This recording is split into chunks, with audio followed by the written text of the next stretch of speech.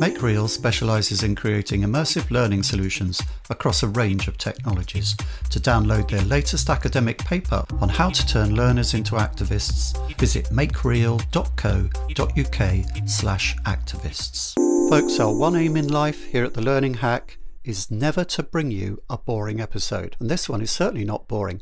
But if I were to tell you it's about ethical investment, you might well say, what's that got to do with learning? And if I were to tell you it's about learning by doing, you might still say, meh, heard it all before.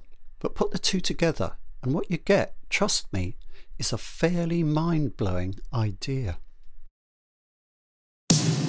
Welcome to The Learning Hack, a podcast about the people and technologies that are creating the future of learning. I'm John Helmer. Now guess what? Learning is cool. Learning is cool. Learning is cool. I'm learning. Learning is fun. And knowledge is power. Knowledge. Education.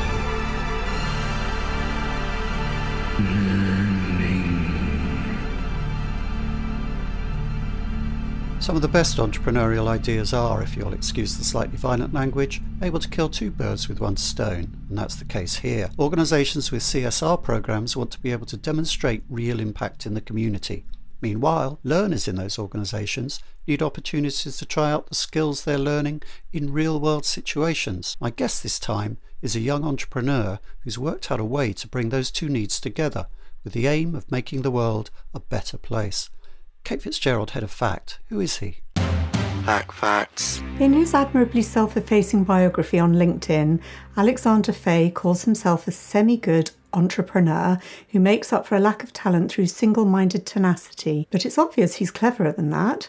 Having studied with Newcastle University, Chartered Institute for Securities and Investment, and IFS School of Finance, he is now founder and chief executive officer of Ethical Angel, a behaviour change accelerator that provides experiential learning challenges. So, Jay Curtis, head of themes. What did we talk about? John, your naturally suspicious nature caused you to probe Ethical Angel's business model pretty thoroughly. Well, you know, Jay, when a thing seems too good to be true... It's often just that. But Alexander has some pretty high-profile clients, and the company really seems to fill important needs, both for companies wanting to do CSR with real impact and for learners who want to practice and develop their skills. It did seem to me like a pretty genius idea. Nobody learns a skill just by accessing content. Learning transfer through application and practice is something we've covered before on this podcast. Alexander seems to have worked out a way of bringing this need together with the needs of charities to provide not only money but skills for good causes, learning with purpose and impact. But first, if you want us to carry on bringing you the best new ideas in learning and you want exclusive benefits and bonus content, why not become a patron of The Learning Hack? Go to patreon.com/learninghack and help to keep the vibe alive.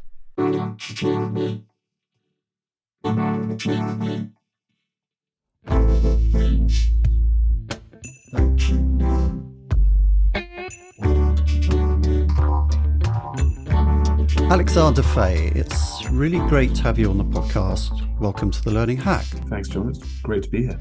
You are founder and CEO of Ethical Angel, a name which might make people think that we're in the world of ethical investment, you know, so that's the thing in the entrepreneurial world, angel investment. And in fact, I understand that was the genesis of the idea in an ethical investment fund, your background being in investment management, which is interesting.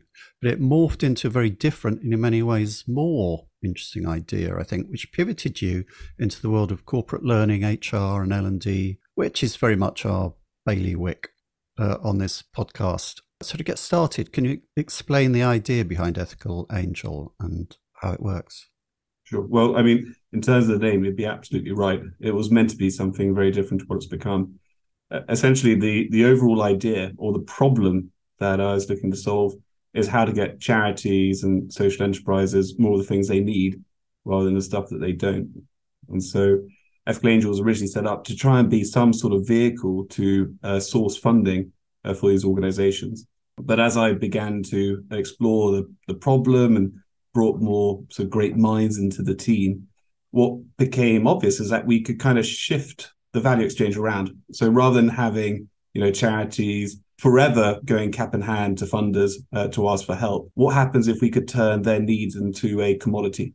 If we could effectively take those needs, put them into some sort of product, that was valuable in itself to businesses. And so that's kind of the way that the idea has evolved over time. And you're right.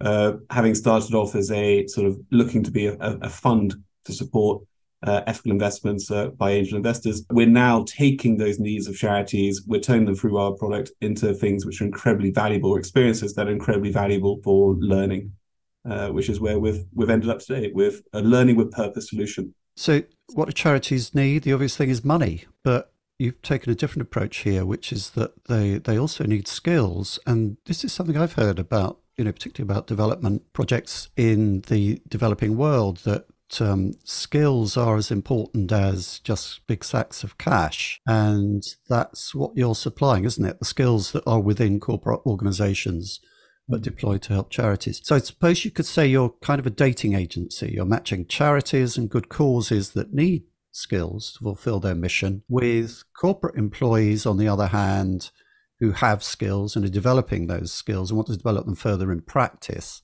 So how does each side of that operate and benefit? Let's start with the causes, with the charities side.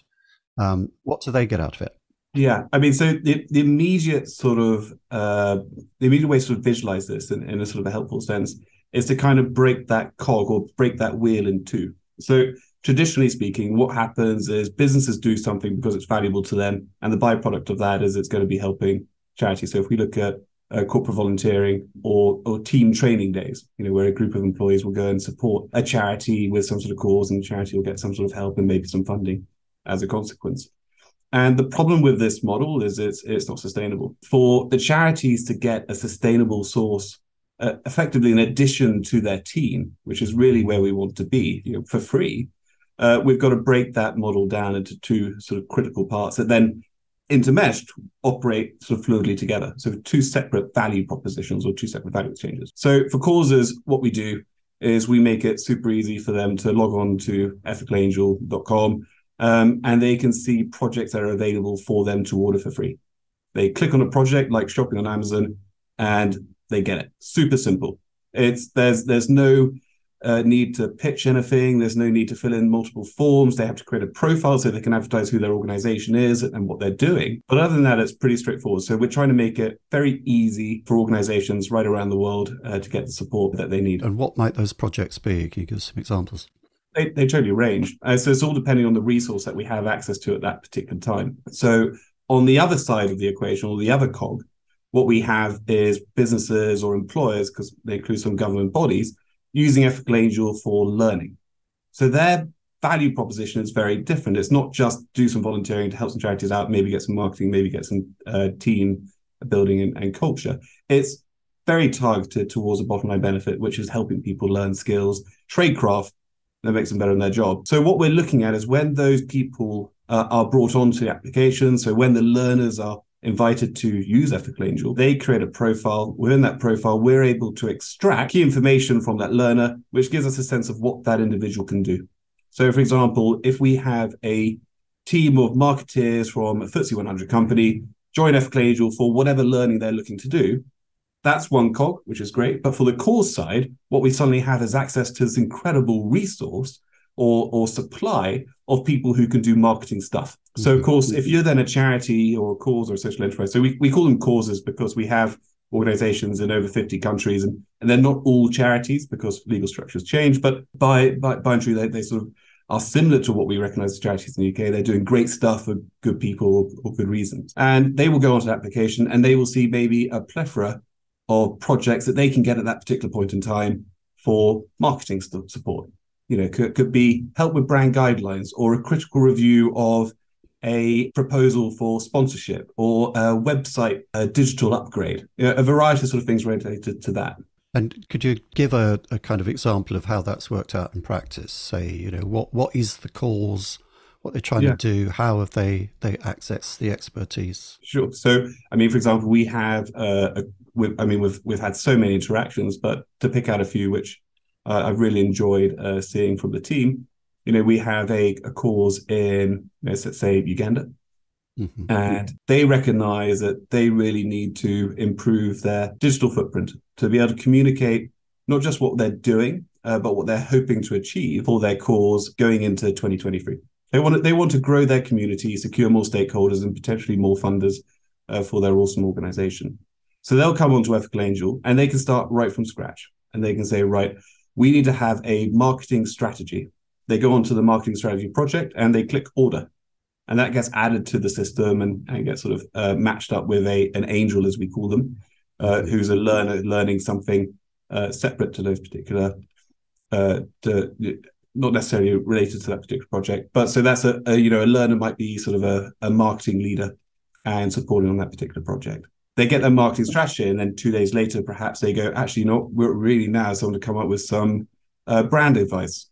And then 2 days later, they go, okay, well, we've got some brand advice, we've got a marketing strategy. Now we need to have a social media deployment plan, and so on and so forth. I'm picking on marketing, which is silly because I don't really know anything about marketing, but those all sound vaguely right.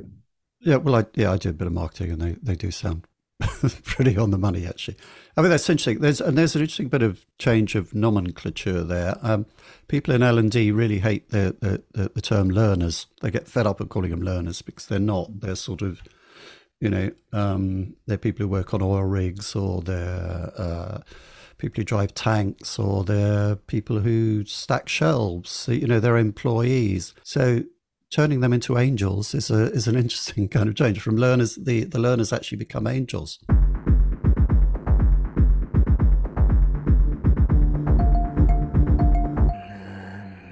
So to look at that side of it, can you talk more about how the corporates and the employees benefit from this? And is it done at the level of the individual employee or at the level of the organization? And how does the platform work with this? I think technology is wonderfully powerful nowadays, and we can really sort of segment organizations into teams and write down on a granular level to individual employees looking at what they're looking to learn. But I think we've got to take a step back and try and understand what it is that you can use these types of experiences for. Okay. And so when we look at the provisions that organizations have in place at the moment, it's largely education. Especially since people work from home. There are a plethora of tools, applications, content libraries that you can utilize to learn what it is that you need to do for your job. So simple things like how to open your email and add an attachment and send across, knowledge. In terms of what businesses are using Ethical Angel for, it's more tradecraft. And so for us, what we're looking at in terms of tradecraft is those skills and those qualities that come from what we argue is experiential learning. It's exposure to other human beings in new and different ways. And so that's what businesses utilize us for, both on an organization level, but also on an individual level. So how that might play out, an organization might have a competency framework or a development plan for a particular team or a particular level within their organization. And they have access to the knowledge. They can share videos, they can give people books to go off and do stuff. But where Ethical Angel gets brought in is when they're looking to give people opportunities to practice key skills, and in doing so, develop the qualities or behaviors that give these individuals, what they need to be not just able to do their job, but actually brilliant.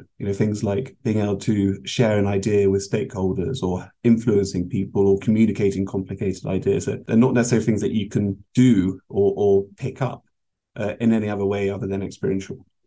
Yeah, there is a kind of part of my audience now which will be pricking up, because a constant complaint, I think, particularly the guru community, against corporate L&D is it's too much about kind of pushing content at people, and that's not knowledge. And how you really learn is through applying knowledge in a practical context. So this is very interesting from that point of view.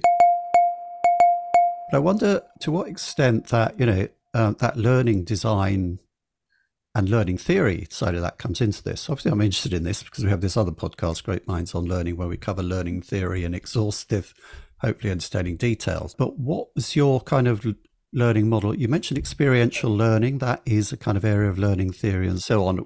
What went into setting things up like this for you? I mean, the truth is we kind of stumbled across it, or stumbled upon the solution that seems to be working. And again, if you're happy for me to do so, John, I'll sort of back up and look at the problem, and then we're trying to solve it.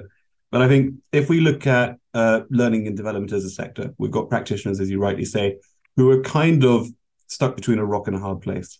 They've got potentially leaders who don't recognize what learning development could do. Real development, giving people the opportunity to coach, to mentor, to develop characters in such a way that they will be hugely beneficial, hugely profitable organization. And they might not have the budgets, they might not have the support, etc. And then on the other side, because there has been, as you rightly point out, an almost sort of exhaustive process of pushing content on people, we have learners or employees who are being educated, who are almost apathetic or at worst utterly disengaged with the learning and development practice from their organization, what they're looking to achieve.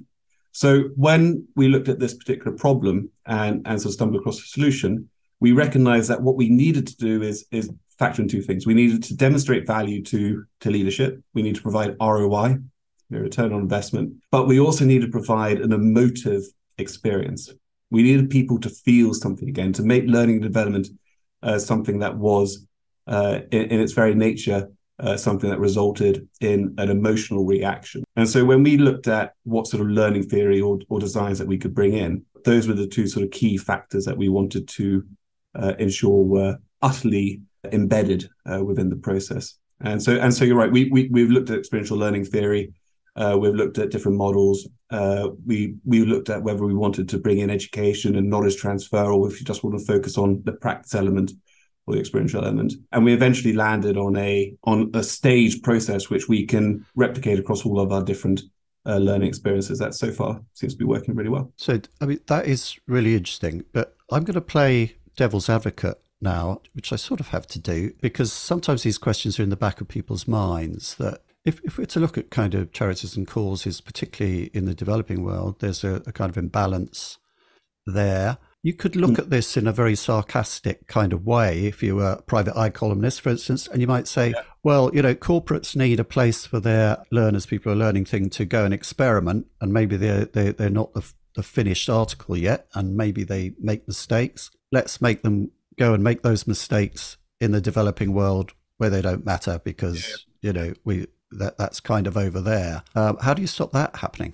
It kind of goes back to what I was saying earlier about this idea that you've got to break down the cog into two separate interlinked mechanisms. So that degree of separation ensures that the value proposition for each party is controlled and contained. So you're right. If we had a traditional model where a group of white collar workers, where it's in a developing country or even in your own neighborhood, supporting any charity, because it is all in one experience or one sort of movement, you have the risk of that. You have the risk of people taking advantage, again, whether it's for learning or marketing or team building or whatever, that charities are being used or causes are being used as a cheap form of development opportunity. In terms of how we look to break that down and separate that out, it's ensuring that those two separate value propositions are contained and being used in the proper way. The causes who are getting projects or ordering what they need are utilizing the product to get those projects to the extent or to the value that they require them. That they're getting what they need. And because we've commoditized those needs through the application, it means that on the learner side or on the employee side, again, they have a separate value proposition, a separate wheel, where they are doing something that's being highly targeted. They're being tested on their side of things by completing these separate stages. They're getting the feedback that sort of feeds into the understanding of how their skills or qualities are being perceived. But there's that degree of separation, which is critical, so that everyone gets what they need out of the application, and not one party, like going right back to the beginning of the conversation, not one party is having to be beholden or subservient to the other. We're making sure that that value exchange is equal on both sides. Struggling to bridge skills gaps within your organisation? Well, you're not alone. Skills is the number one challenge facing organisations today. Discover the power of AI-driven skills ontology management systems. Learn how these systems can help identify current and future skills needs and create personalised and relevant learning experiences. Future-proof your workforce. Identify your hidden superstars. Download the new white paper, Skills Are Your Organization's Superpower, at learningpool.com.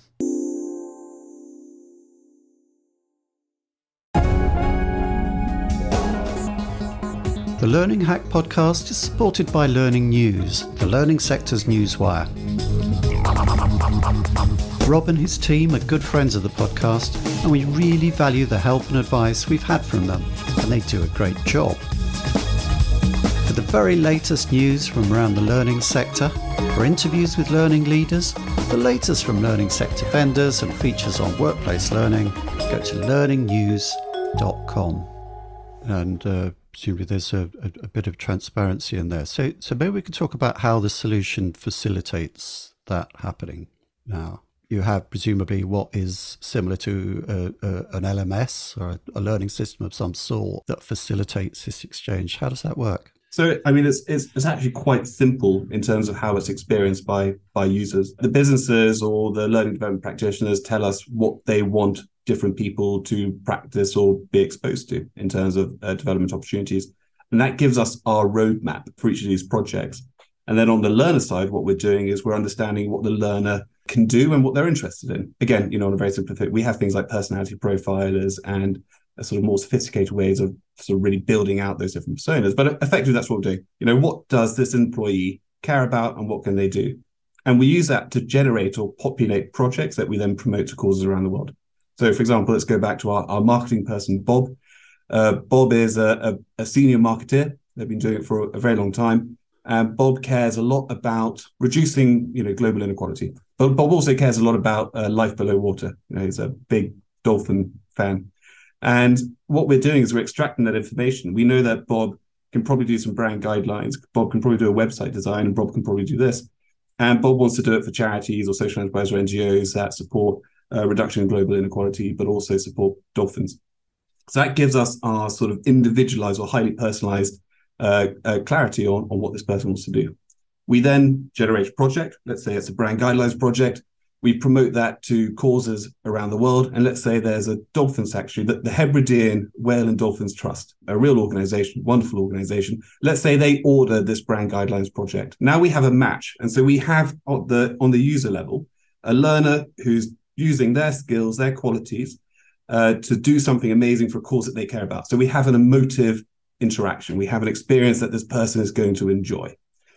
On the learner design side, what we're looking at is applying the map or the behaviors or the skills that the business has said this person needs the opportunity to practice, to get feedback on, to understand how it's being perceived, to feel more confident, to overcome, imposter syndrome.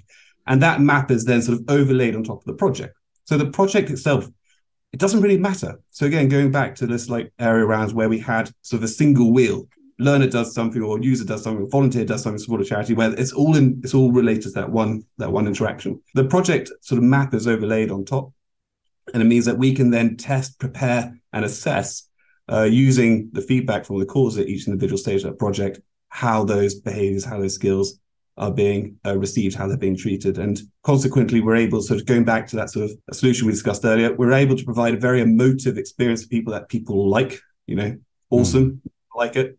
But we're able to extract from that data to understand how this person both feels, how they're being assessed, how they're being perceived by an independent party who doesn't know who Bob is. It's all anonymized, doesn't know who Bob works for, doesn't really know what Bob cares about. But they're using that data to understand whether or not this person is progressing. Critically, are they learning and are they developing? And you can keep doing that. It's a repetition of projects. It's building on the feedback and the understanding that you're getting at each time to hopefully sort of develop in a way which is clearly sustainable and, does something good for, in this case, the Hebridean Dolphins and Whales Trust. Yeah. Dolphins Trust. Yeah. And presumably there's a lot of very valuable data involved in that. How do you measure ROI, and what other uses do you make of the data, and to what extent does the corporate involved benefit from that? Yeah. Okay. So, data is critical for sort of two sort of key, I suppose, sort of key facets. One is are the projects valuable for both parties? Mm-hmm. If we get a lot of data coming back saying that the charity actually thought this project was pretty bad, then we need to rewrite the project because we at Ethical Angel, we write and we curate the projects. We're telling everyone what they need to do at each stage in order to deliver value to the charities. That's totally critical and a very different approach to standard volunteering, where the charities are asking for stuff and it's all very vague and people trying to understand. We're very clear on the project. So one aspect is, is a project valuable for the causes, and sort of vice versa, is it valuable for learners? Are they enjoying the project? The next point is sort of learning data. Is it providing value for employees and practitioners, and consequently the businesses that they work for? And so what we're looking here is we're looking at things like net promoter scoring. We're looking at any changes over self-assessed skills and qualities. So when a learner first comes onto the application, there is a way to understand how confident they feel about things like resolving conflict at work, or putting themselves forward. And of course, we can measure that. We can measure how that changes, how that sentiment towards one's own characters and qualities changes on the back of feedback. And so we're utilizing data like that. We've got 23 metrics in total that range from those sort of very clear metrics on learning development and engagement, right through to impact and culture. How is it making people feel? Where is the impact being felt? What sort of organizations are people supporting? And then we can start to look upwards, and we can look at different teams. This particular team is doing a huge amount on the application within reason. Usually it's like half an hour a week. And we can then take that information and we can look at how profitable or how productive that team is being as well. So what we're not looking to do necessarily is calculate all facets of ROI that comes from learning. We're not in a position to do that. We don't have information from the organization. But what we can provide is a lot of data that illustrates the value. And so 2 stats straight away.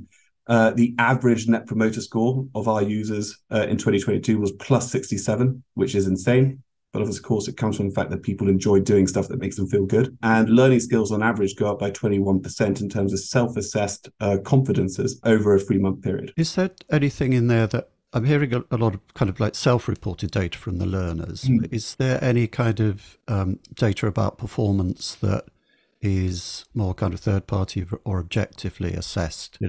What's back of my mind here is the whole thing about learning assessment is always, people may have a great experience, but that doesn't necessarily mean that they've learned anything. Learners are bad assessors of their own learning. And certain demographics perhaps more so than others. Yeah. But in terms of how the self-assessment works, the self-assessment is fed by the feedback that comes from the clear stages of the project. So, for example, we have 4 stages in every project. It is discuss, design, deliver, and review. It's very standard. I mean, you'll know this, John, from management consulting. It's very standard management consulting parlance. And we can apply that to just about every project, whether it's brand guidelines or mentoring a trustee board or coming up with a trustee board conflict resolution. It doesn't matter. And what we're doing is we're then overlaying the behaviors and the skills that the business has set this person to learn on the appropriate stage. Certain stages will be more appropriate for things like being empathetic in the way you communicate complicated ideas, or being sort of clearly curious about the organization. And what we're doing at the end of each of those stages is asking the cause for their assessment of that particular learner. Totally objectively, because it's anonymized, it's just a set of sort of carefully articulated questions that require both a qualitative and a quantitative response. So that's what the charities are giving the application in order to get this free support. They're providing that. They're providing their sort of subjective assessment. Yeah, so that's good. You're getting kind of feedback from the courses themselves. We've been speaking in fairly general terms about this. Can you give us some specific examples of this working in practice? You've got some very well-known names on your client list.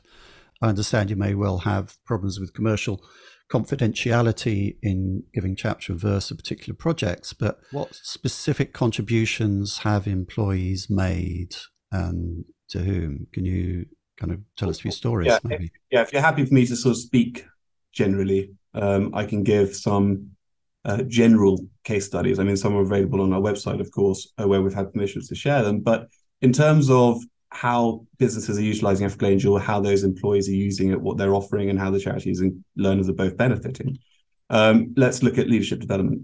So leadership development is made up of, clearly, to different extents, education of knowledge, development of skills, and growth of qualities. And again, looking at how businesses are currently set up, education of knowledge is hugely accessible.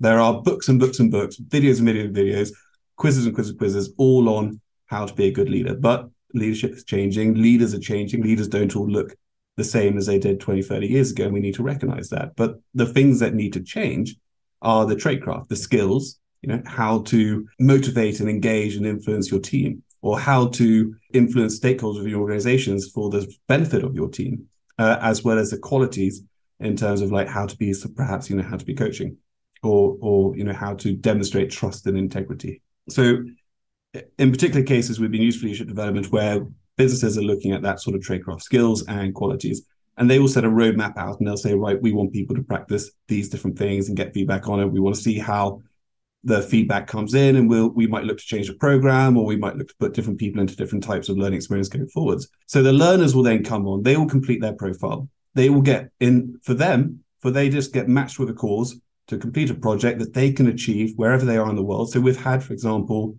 in the last 4 months, we've had learners in New York, in India, in Cape Town, but also in Belarus. And this particular person was saying how wonderful it was to have an opportunity like this to get away from the conflict on their doorstep.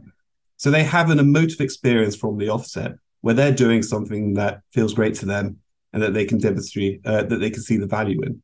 And then at the end of each stage, they're getting this assessment back from the organization they're supporting that's clearly illustrating how their qualities and skills are being perceived and being recognized. And that leads to people amending or changing their confidence in their self-assessed skills. So at the end of it, again, I'm speaking in very general terms, John, hope that's okay. But at the end of it, you'll have a bunch of angels who have done a bunch of projects for a bunch of very different organizations, social enterprise NGOs, good causes that are right around the world, where they have had the opportunity to practice something in a safe space. You're right. There's always the element that causes could be sort of used for this sort of risk-free space, and that's very true. As long as the cause is able to get what they need from it, or if it's not in the first case, certainly in the second case, it does provide a safe space for people to practice. They're not going to get judged by peers or by managers or by colleagues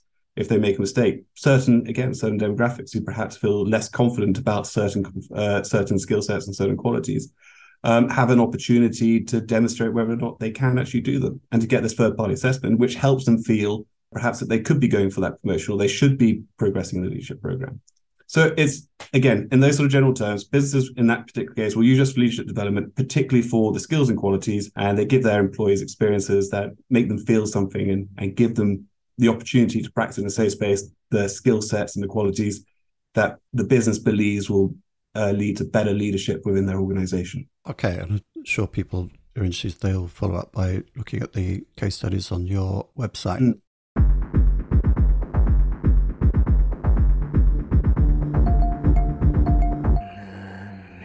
Apart from the warm fuzzy of all this, sounds a wonderful thing.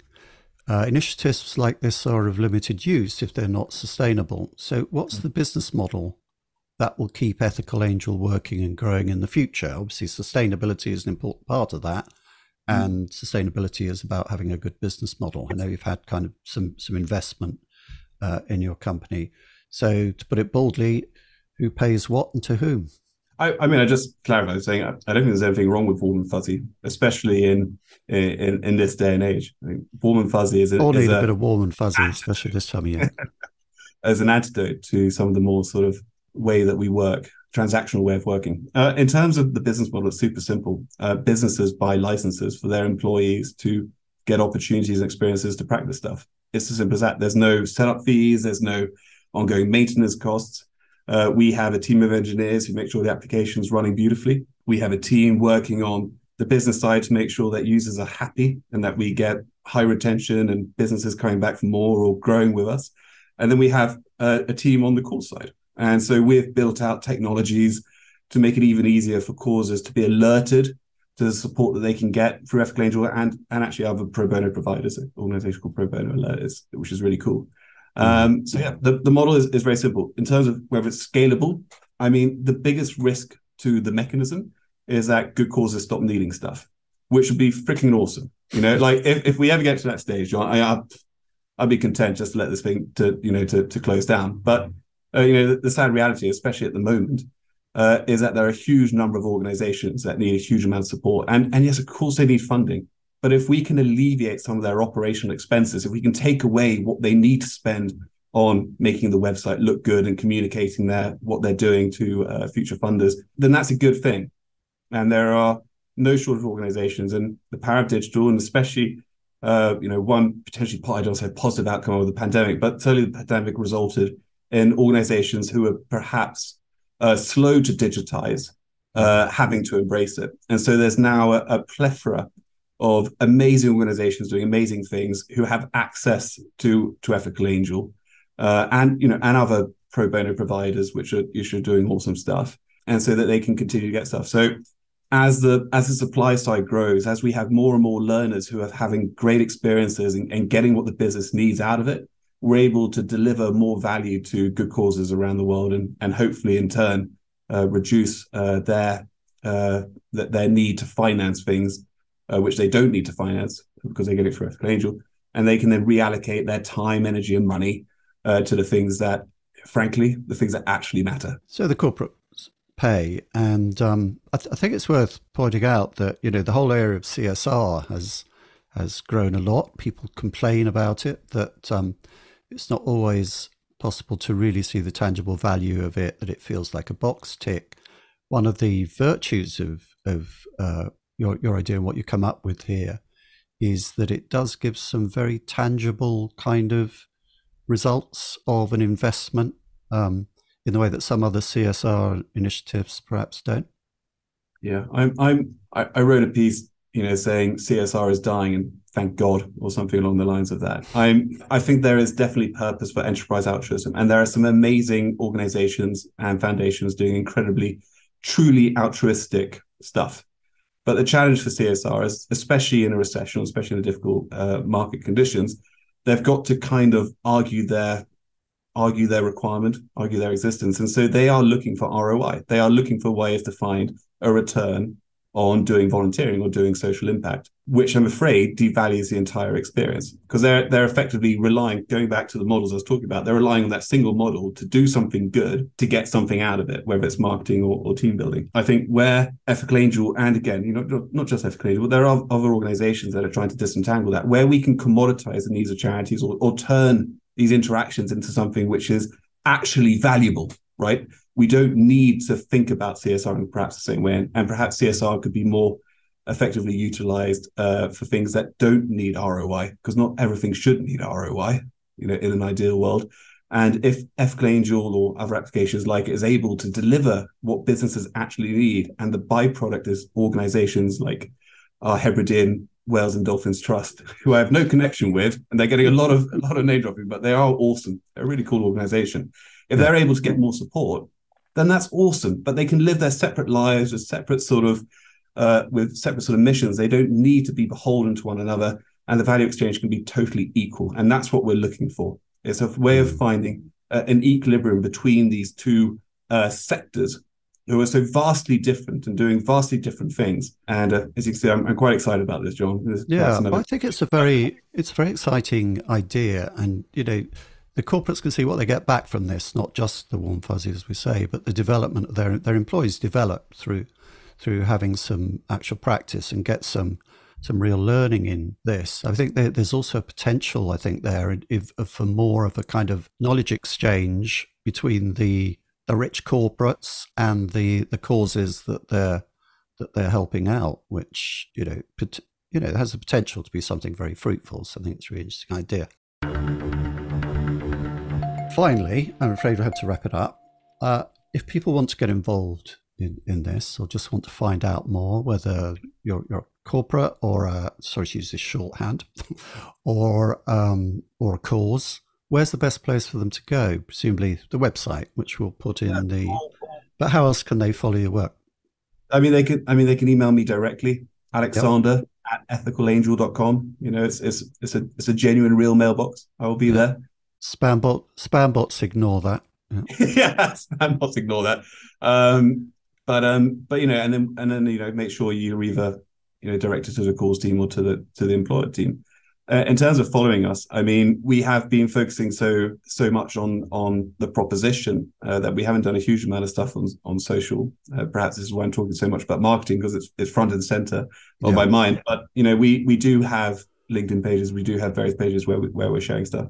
I mean, I've got a book coming out in February on learning and development, and it's a collection of interviews and sort of backed up with some pseudoscience, I suppose, on where we think it's gone wrong. But yeah, there's plenty of opportunities to find out what we're doing on. But yeah, give us a shout, come and talk to us, and if we can help in any way, whether you're a cause or an employer, we'd love to share with you what we're doing and how it's worked out for them. I'm sure you're being self-deprecating and mentioning pseudoscience, because obviously that's something we're very much against.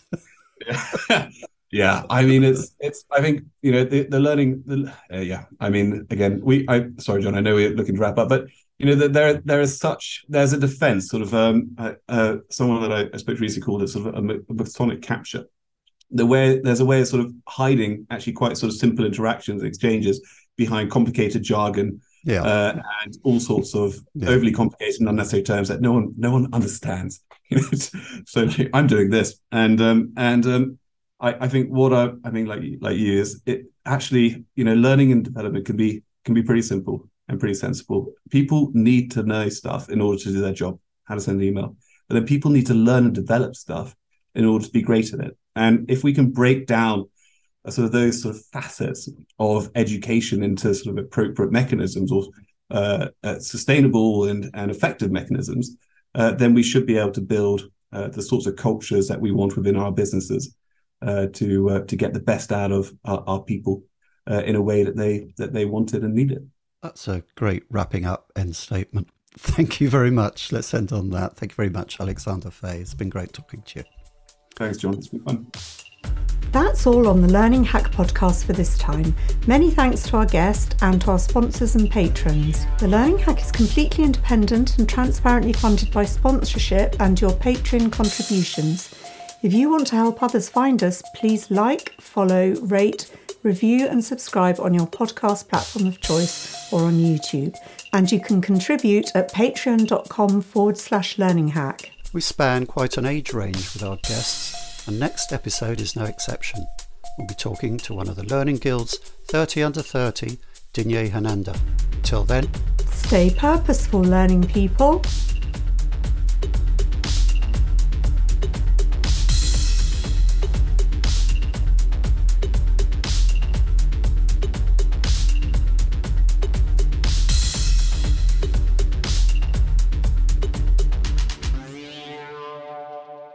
Now I finally get it.